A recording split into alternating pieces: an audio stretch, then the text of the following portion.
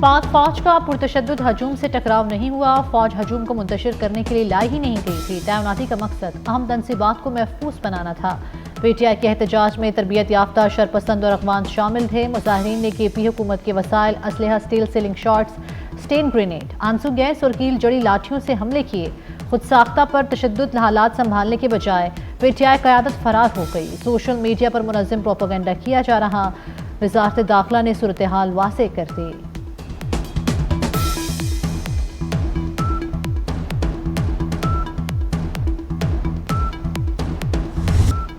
झूठी अमवात का propaganda PTI के गले पड़ेगा। मुराद सईद ने लाशें गिराने का मंसूबा बनाया। गजा और कुरम के शोहदा की तस्वीर लगाकर कहते हैं ये इस्लामाबाद की है।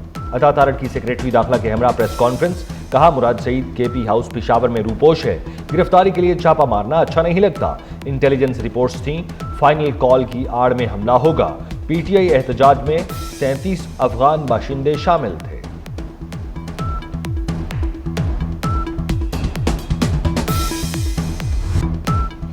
बानी पीटीआई ने डी चौक आने का नहीं कहा, सिर्फ इस्लामाबाद पहुंचने का कहा था।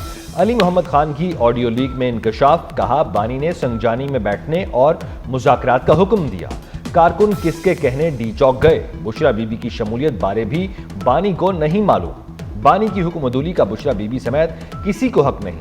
एहतजाज का ऐलान अलीमा खान की बजाय बैरिस्टर गौहर को करना चाहिए था। अलीमा खान ने खुद क्यों एहतजाज की कॉल दी।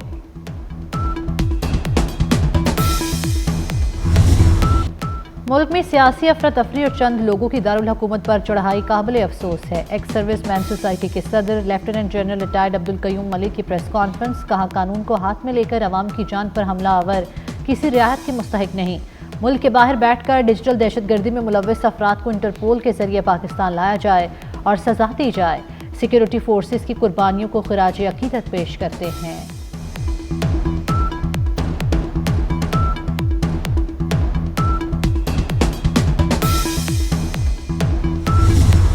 सूबे में अमन व अमान के लिए 5 दिसंबर को एपीसी बुलाई जाएगी। गवर्नर खैबर पख्तूनख्वा फैसल करीम कुंडी का कोहाट में जिरगे से खिताब। कहा अमन व अमान के लिए हर किसी को किरदार अदा करना होगा। वजीर आला अली अमीन गंडापुर को एपीसी में शिरकत की दावत। भारत की तरह पाकिस्तान भी इंडिया में कोई टूर्नामेंट नहीं खेलेगा। आईसीसी चैंपियंस ट्रॉफी पर डेडलॉक खत्म करने के लिए नया फार्मूला सामने आ गया। फार्मूले के तहत भारत दुबई में मैचेस खेलेगा। पाकिस्तान भी भारत में कोई टूर्नामेंट नहीं खेलेगा। नया फार्मूला चैंपियंस ट्रॉफी से लागू होगा और अगले 3 साल तक रहेगा। आईसीसी ने पार्टनरशिप फार्मूले पर गौर शुरू कर दिया। चैंपियंस ट्रॉफी के शेड्यूल और वेन्यूज का मामला आज या कल हल होने की उम्मीद।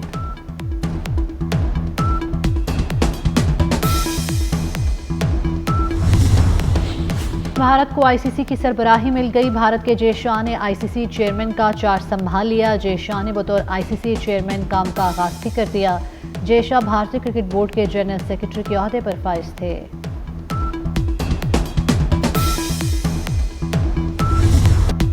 हुकूमत का आज़मीन हज को मजीद सहूलतें देने का फैसला। हाजियों के पासपोर्ट्स जमा नहीं किए जाएंगे। सेकंड कॉपी काबिल इस्तेमाल होगी। तर्जुमान के मुताबिक हाजियों को बायोमेट्रिक के लिए कहीं जाने की जरूरत नहीं होगी। सऊदी वीजा ऐप से आज़मीन बायोमेट्रिक घर बैठे कर सकेंगे।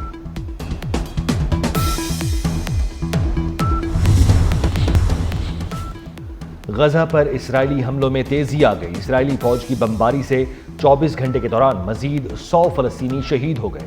सेहोनी फौज के बैतुल्लाहिया के रिहायशी इमारतों और खान यूनुस में राशन के लिए कतार में खड़े लोगों पर फायरिंग, 87 फलस्तीनी शहीद।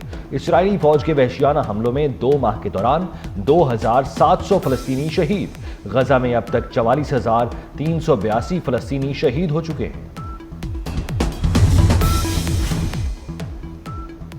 जंगबंदी के बावजूद इस्राएली फौज के लिबनान पर हमले जारी। इस्राएली फौज ने वादी बका में रिहायशी इमारतों को निशाना बनाया। 2 लिबनानी शहीद 4 जख्मी हो गए। हिजबुल्लाह का इसराइल से जंगबंदी मुआहदे की पासदारी का मुतालबा। हिजबुल्लाह रहनुमा मुस्तफ़ा अब्दुल की शहीद बेटी की नमाज जनाजा बैरूत में अदा की गई। पंजाब में पहली बार शुगर के पैदाइशी मरीज बच्चों के लिए मुफ्त इंसुलिन की फराहमी का प्रोजेक्ट। वज़ीर आला पंजाब मरियम नवाज का शुगर के मर्ज में मुब्तला बच्चों को इंसुलिन घर पर ही पहुंचाने का फैसला। चीफ मिनिस्टर प्रोग्राम के तहत रजिस्ट्रेशन का आगाज खुसूसी हेल्पलाइन 1033 पर कायम। सिंधी सकाफत के दिन पर सिफारतकारों की मुबारकबाद। अमरीकी काउंसिल जनरल ने सिंध की रवादारी की रवायात को खराज तहसीन पेश किया। जनरल काउंसिल जनरल डॉक्टर रॉड्रिगर सिंधी सकाफत के रंग में रंग गए। सिंधी टोपी और अजरक पहनकर सिंधी जुबान में मुबारकबाद दी।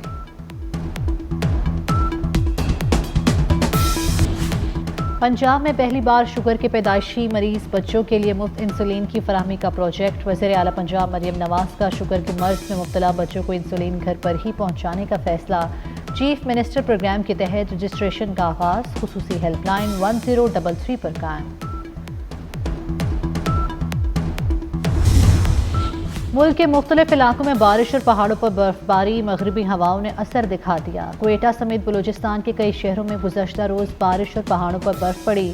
मानसेरा में शदीद बर्फबारी। वादी कागान को सियाहों के लिए बंद कर दिया गया। नारान समेत एतराफ़ के तमाम होटल्स भी बंद। डिप्टी कमिश्नर के मुताबिक वादी नारान को अप्रैल में सयाहों के लिए खोला जाएगा।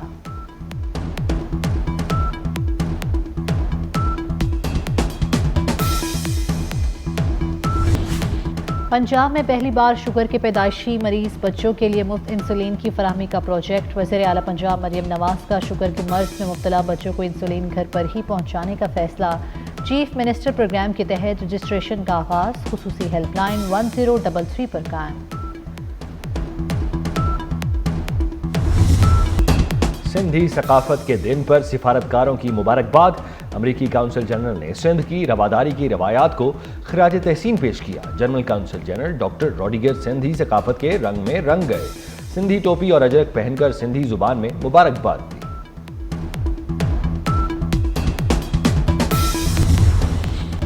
पहले टी20 में शाहीनों की फतह। जिम्बाब्वे को 57 रन से शिकस्त दे दी। पाकिस्तान ने पहले बैटिंग की, 166 रन का हदफ दिया। जिम्बाब्वे की टीम 108 रन ही बना सकी। अबरार अहमद 3, सुफियान मुकीम भी 3 विकेटें हासिल कर सके। हारिस रऊफ 2, जहांदाद खान ने 1 खिलाड़ी को आउट किया। पाकिस्तान ब्लाइंड टी20 वर्ल्ड कप के फाइनल में पहुंच गया। मुल्तान में खेले गए सेमीफाइनल में पाकिस्तान ने नेपाल को 10 विकेटों से हरा दिया। पाकिस्तान ब्लाइंड टीम ने 95 रन का हदफ 5.3 ओवर्स में हासिल किया। और फीफा वर्ल्ड कप 2034 की मेजबानी सऊदी अरब को मिलने का इम्कान। सऊदी अरब की दरखास्त को जायजे में 500 में से 420 पॉइंट्स मिले। मेजबान मुल्क का ऐलान 11 दिसंबर को किया जाएगा।